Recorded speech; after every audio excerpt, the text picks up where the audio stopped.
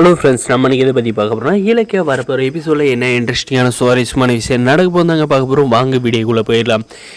நாங்கள் எதிர்பார்த்த மாதிரி பார்த்தீங்கன்னா அந்த அஞ்சலிக்கு இருந்து வந்து கார்த்தி வந்து டிவோர்ஸ் பண்ணது வந்து ரொம்பவே வந்து நல்லதுன்னு நினைக்கிறீங்க. இந்த வீடியோக்கு லைக் பண்ணுங்கள்.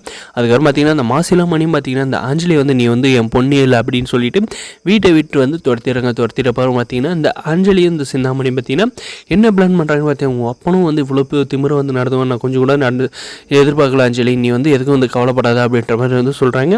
உடனே பார்த்தீங்கன்னா அந்த அஞ்சலி வந்து என்ன பண்ணுறான்னா, அம்மா நான் ஒரு பிளான் பண்ணுறேன், அதை வந்து பக்காவாக ஒர்க் அவுட் ஆச்சுன்னா கண்டிப்பாக நான் மறுபடியும் அந்த வீட்டுக்குள்ளே வந்து நுழைஞ்சிருவோம் அப்படின்ற மாதிரி எதுவும் சொல்கிறாங்க.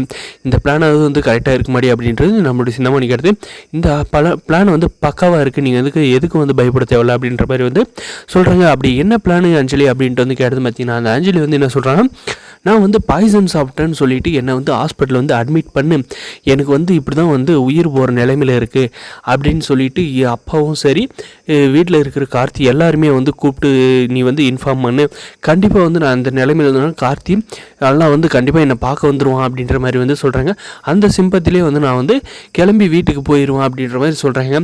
நம்மளுடைய கார்த்தி பார்த்திங்கன்னா ஆனால் இந்த விஷயம் தெரிஞ்சுமே வந்து அவள் எங்கேயாவது செத்துக்கிட்டு போகிறா, இனிமேல் அவளுக்கு எனக்கு சம்மந்தம் இல்லை, நான் வந்துட்டுல அப்படின்ற மாதிரி வந்து சொல்கிறாங்க. நம்ம இலக்கியம் பார்த்திங்கன்னா கண்டிப்பாக அந்த அஞ்சலி வந்து மறுபடியும் இந்த வீட்டுக்குள்ளே வந்து நுழையணும் அப்படின்றதுக்காக இந்த ஃப்ராடு தனத்தை சின்னமணி அத்தை கூட வந்து சேர்ந்து வந்து போட்டுருக்காதில் இருக்குது. எனக்கு வந்து ரொம்பவுமே வந்து டவுட்டாக இருக்குது அப்படின்ட்டு பார்த்திங்கன்னா அந்த ஹாஸ்பிட்டலுக்கு போயிட்டு யாருக்கும் தெரியாது வந்து பார்க்குறாங்க. அப்போ பார்த்திங்கன்னா அந்த அஞ்சலி வந்து நல்லாவே வந்து இருக்காங்க. ஆனால் பார்த்திங்கன்னா எதுக்காக இந்த சின்னாமணி அத்தை வந்து சொல்லியிருப்பாங்க, கண்டிப்பாக வந்து நம்ம நினச்ச மாதிரி தான் வந்து பிளான் பண்ணியிருக்காங்க அப்படின்ட்டு வந்து நம்ம இலக்கியாவை வந்து நினைக்கிறாங்க. பார்த்தீங்களா கௌதம், இந்த அஞ்சலி வந்து எப்போவுமே வந்து திறந்தாத நம்ம வந்து அவளை வந்து போலீஸ் கையில் தான் வந்து பிடிச்சி கொடுத்துருக்கணும்.